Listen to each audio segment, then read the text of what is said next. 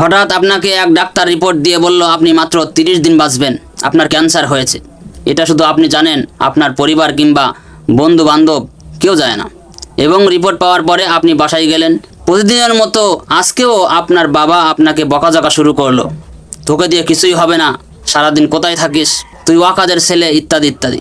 তখন কি প্রতিদিনের মতো আজও বাবাকে বকাঝকা করবেন, নাকি শেষবারের মতো প্রাণ ভরে আপনার বাবার কথাগুলো চুপচাপ শুনে নেবেন?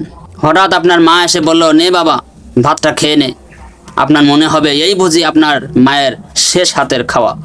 আপনি তো আর বাঁচবেন না, আপনি পরম তৃপ্তি ভরে খাবেন এবং আপনার মনে হবে এটাই আপনার শ্রেষ্ঠ খাবার, যদিও ডাল ভাত হোক না কেন।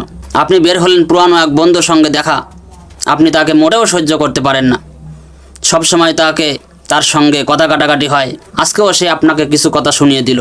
আচ্ছা, এখন কি আপনি তার সঙ্গে তর্ক শুরু করে দিবেন? মোটেও না। আপনি তাকে জড়িয়ে ধরবেন এবং বলবেন, দোস্ত ক্ষমা করে দিস। আচ্ছা জানেন, আমরা এখন মৃত্যুর কথা ভাবতেও চাই না, মৃত্যু থেকে সব সময় পালিয়ে বেড়াতে চাই। কিন্তু যদি আপনি ভাবেন যে আজ আপনার শেষ দিন, তাহলে দেখবেন সব কিছুই আপনার ভালো কাটছে, সব কিছুই ভালো লাগছে।